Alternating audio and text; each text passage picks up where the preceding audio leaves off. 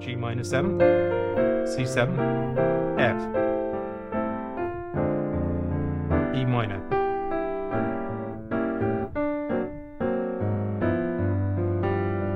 So again, same ingredients. I meet so many people playing tune after tune in jazz and putting in a lot of effort, but they never get the freedom to actually improvise or open up how they're playing. If I change one chord, the whole thing falls apart. They can't remember more than the last 2 tunes they played.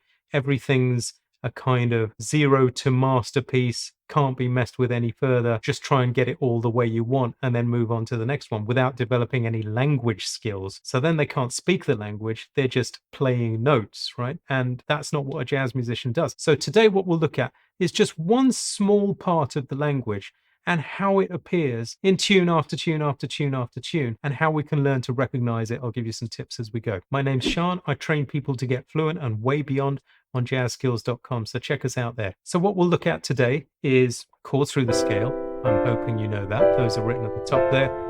C major 7, D minor 7, E minor 7, F major 7, G7, A minor 7, B minor 7 flat 5. The 7 chords in the key of C. A very common progression we get is the 2-5, G minor 7 to C7, that we would get in the key of F. So for example, if I take that first line and just transpose it to the key of F, you will see that in F, that's our 2 chord, that's our 5 chord, the C7, and then of course F major 7 is our 1. But now if I go back to the key of C, even in the key of C, if I want to approach that F major 7, I can use the 2-5 borrowed from the key of F, if you like, to take me there. And tons of songs do this, whether they're in the key of C or any other key. Let's see what that sounds like. So I may say C major 7, for example, then G minor 7 to C7 to F major. Let me do it again.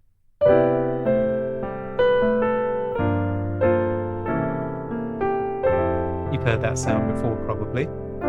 Often followed by that F minor 6, what we call a 4 minor 6.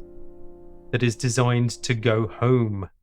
And by the way, in the key of C, home is C major 7 or E minor 7, 1 or 3, tend to act as home. That might be a lot of information for a newer player, but for many of you who've played before, hopefully you'll recognize what's going on. You might need to watch that a couple of times. Let's see some tunes that do this stuff. So Lady is a Tramp. Now we're not going to analyze the entire tune from beginning to end. We're just going to spot this particular part of the language. There's a lot to be said for just doing that, because if you understand 10, 20, 30% more than you did, you'll start to relate to the language as you play and you'll build from there. So let's see if we get anything like that. Well, here we go. We get the C7 to F. We didn't get the G minor 7, C7 to F, but we could certainly play that if we chose to. So if I go from the beginning. And these are pretty much the original changes, right? So they're quite simple.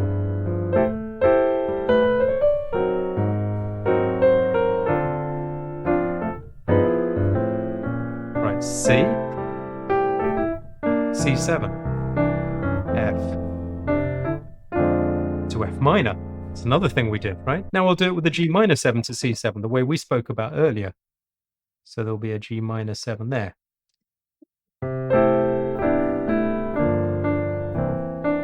Great. To the F minor 6 normally, even though in the original changes they'll often just say F minor. And remember we said that that F minor 6 normally, not always, normally leads home to either 1 or 3. Let's see if it does that. Yes, it goes to 3, right? That E minor 7. 3. Perfect. So you see, just by learning that little bit about the language, we've got an alternative. We're thinking, okay, what if we put a G minor 7 there where it didn't exist? We also know that if our score, our lead sheet, says F minor, really should be an F minor 6 in the jazz language. Certainly if it's on chord 4, there are alternatives to that before people jump down my throat in the comments. Would you do me a favor, please? If you're enjoying this, please give it a like, hit the subscribe button, the notification bell, and leave a positive comment if you've got one. It's really helping to do more of this for you on YouTube. And if you want to level up your playing, come and see us on Jazz Skills. Let's get back to the lesson.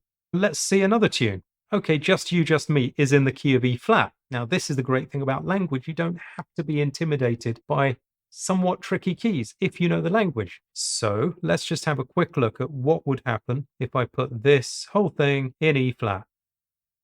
Okay, so there's our chords 1 to 7, E flat major 7, F minor 7, G minor 7, A flat major 7, B flat 7, C minor 7, and D minor 7 flat 5. Now you shouldn't need, I've put them there, but you shouldn't need that written out. You should learn the chords and you should have a system to do it. That's what we do on Jazz Skills. Our 4 chord is A flat major 7, the 2-5 that leads to it, B flat minor 7, E flat 7, to A flat major 7. Can go to A flat minor 6 as it's 4 minor 6. And then that will normally lead to our either 1 or 3. Let's see if it happens in our tune. Again, it didn't go 2-5 to the 4, it just went 5. So the 5 is the E flat 7. That's the 5 of 4 in our key, right? So again, because I know that about language, let me just play through this tune and see if I could put in the 2 chord before it, which we often do in jazz, right? So we might somehow fit in that B flat minor 7 beforehand. Let's see if it works. Just you, just me.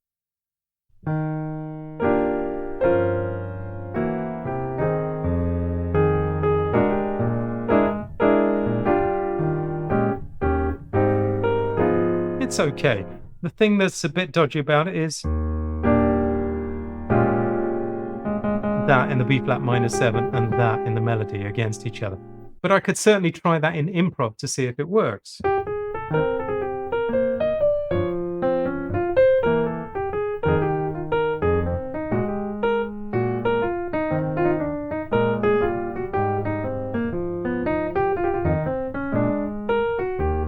Okay, fair enough.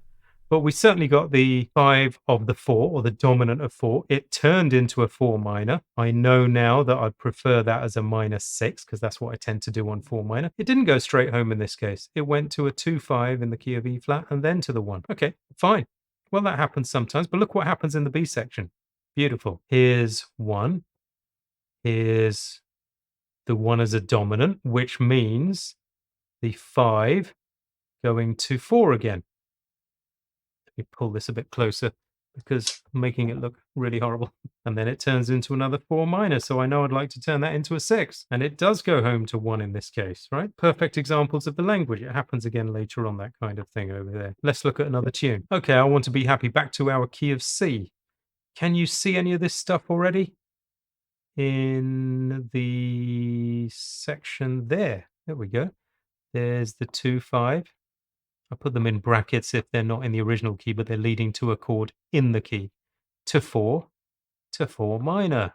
So I know that I'd like that as a 6. 1 or 3 is home, remember. Perfect example. So here we go. I want to be happy.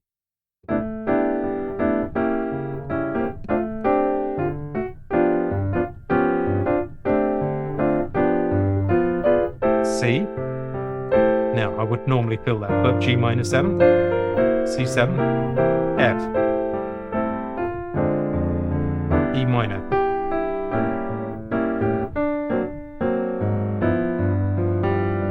So, again, same ingredients. Brilliant. Okay, let's do one in another key. Let's do one in G major. There were several other tunes. I skipped them because they were all in the key of C or E flat. This honestly happens all over the place. So in G, this is Do Nothing Here Till You Hear From Me, Ellington. Now in the key of G, let's see what we would get.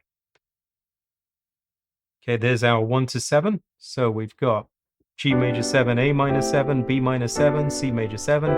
Get really good at this stuff. D7, E minor 7, F sharp minor 7, flat 5, and back to G major 7. Our 4 is C major 7. The 2-5 that leads to it, D minor 7, G7 to C major 7. There it is, the 2-5 that leads to 4 in this key. Turning it into 4 minor 6 becomes C minor 6, and then it will either go to G major or B minor. Let's see if it happens in the tune. There's our pickup bar there. Here's the tune in case you don't know it. G, D minor 7, G7, C, goes to the minor,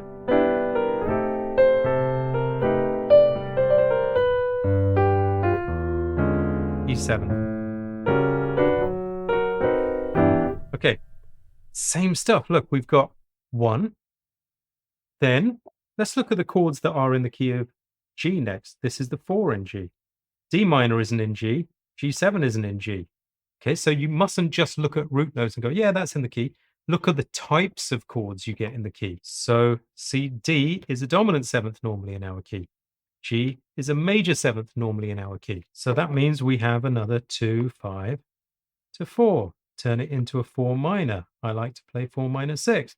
Then we get a 1, 6 as a dominant, 2 dominant, 5. I've spoken about these in other videos. I'll link that somewhere. But this is a typical example of learning the language and getting several tunes in several different keys that do about the same thing somewhere. And of course, there are a few other things to learn like that. Notice that we've already said, we can put a 6 somewhere. Where there's just a 5, we might make it a 2-5 because we understand language. So already you'll spice your tunes up. What people do wrong is they learn tunes like a robot, just like they're playing a piece of classical from the music. And then they say, well, I've been doing this for years. Where do I go from here? The answer is, let's get you into the language. So if you want to get fluent at that, I've got a developing fluency course on jazz skills exactly for this reason, where you'll learn all the common chords and progressions, and you'll have fun practicing them with tracks and different keys, using tunes to learn those progressions. Then you'll learn about more decorative stuff, voicings and chord movements and improvisation and accompanying and all that kind of thing. With, of course, support from me. And we've got a beautiful community as well who are very vibrant and active and like-minded people that you can connect with too. Thanks for watching. I hope you got something for your playing. I'll see you soon. Take care for now.